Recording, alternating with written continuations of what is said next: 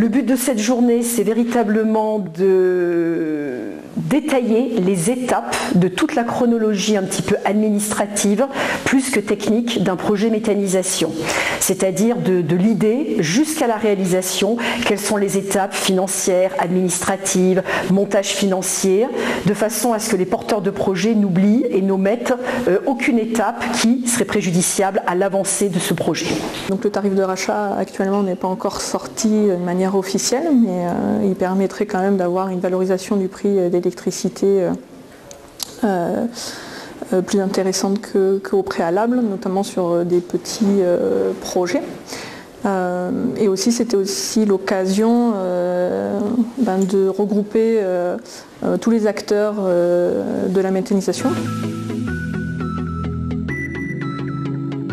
Nous, le premier objectif, là où on se situait, c'était la chaleur. D'autres avaient des objectifs complètement différents. C'était de récupérer un digestat qui soit beaucoup plus uniforme et régulier qu'un fumier.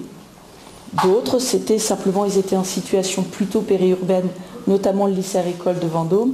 Ils recherchaient un digestat donc bien moins odorant que les fumiers.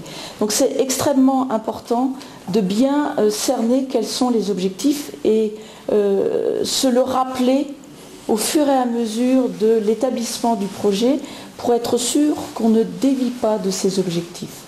On a ouvert au pôle de l'Anneau donc un site agro-touristique où on accueille du public et l'idée était de pouvoir implanter cette installation pour la présenter au public et voir les vertus que représente donc ce type de production d'énergie renouvelable. L'objectif de la mise en place du méthaniseur était de réduire les nuisances olfactives liées au traitement des boues sur la station d'épuration. Ces nuisances généraient beaucoup de plaintes des riverains. Et la décision de mettre en place ce digesteur a permis de maîtriser ces nuisances. Il était très important d'avoir des nouveaux tarifs qui aujourd'hui nous permettent de payer toute la main-d'œuvre, etc. Et je pense que dans les projets que je vois encore aujourd'hui, il y a un manque d'évaluation de la main-d'œuvre que cela va prendre. On a été obligé d'apprendre par nous-mêmes avec notre personnel le fonctionnement de cette unité. Donc aujourd'hui on est très fort parce que on sait intervenir sur toutes les phases de cette unité.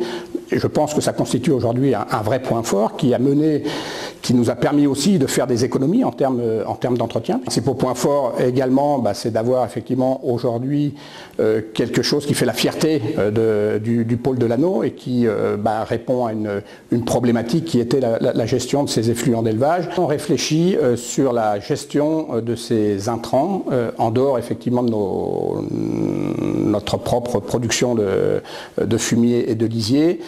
C'est d'avoir pu construire des accords partenariaux durables avec les autres apporteurs de déchets. Donc ça c'est quelque chose d'important parce que ça contribue donc à l'équilibre économique du projet puisqu'aujourd'hui on traite des déchets extérieurs et donc on a des redevances qui viennent effectivement dans les produits d'exploitation et qui permettent de rentabiliser cette unité de méthanisation. Après ce digestat présente effectivement de gros avantages. C'est quelque chose qui a été hygiénisé par le procédé de méthanisation. Donc on a un produit qui sort qui est en termes sanitaires plus propre et moins, puisque les éléments pathogènes, une partie des éléments pathogènes ont été détruits. C'est un produit intéressant puisque toute la matière fertilisante qui était dans ces intrants reste dans ce digestat. Ce digestat, il a été prédigéré par les bactéries, donc il offre également un avantage pour la restitution de ces éléments fertilisants au sol, puisqu'il a été prédigéré et donc la restitution au sol se fait effectivement de manière beaucoup plus efficace qu'un fumier brut. On aurait souhaité d'avoir moins de difficultés, qu'elles soient réglementaires, mais qu'elles soient aussi effectivement techniques en termes d'accompagnement pour nous accompagner sur la réalisation de ce projet. Le produit en lui-même a beaucoup d'avantages. Peut-être la faiblesse qu'on a, c'est que, encore une fois, nous n'avons pas la surface suffisante pour pouvoir effectivement profiter de ces éléments fertilisants. Donc ces digestats sont exportés vers un réseau d'agriculteurs extérieurs, avec une gestion qui est liée à un plan d'épandage, la gestion d'un plan d'épandage qui n'est pas si simple non plus effectivement que cela. Les intérêts de la digestion pour un site d'épuration d'eau sont multiples, notamment et principalement la réduction de 35% de la matière à sortir de l'usine, ce qui réduit de 35% le coût de transport et de valorisation des boues. Le gaz produit est valorisé sur un cogénérateur et contribue à réduire la consommation énergétique de l'usine dans sa globalité de 16%. D'autre part, les graisses extraites de l'usine sont directement injectées en mélange dans le digesteur. Les graisses produisent beaucoup de gaz et du coup le coût de retraitement des graisses est supprimé. Le plan d'épandage c'est souvent local, ça tourne à 40-50 km autour de l'usine et le coût de transport est inférieur à d'autres filières comme le compostage ou autre.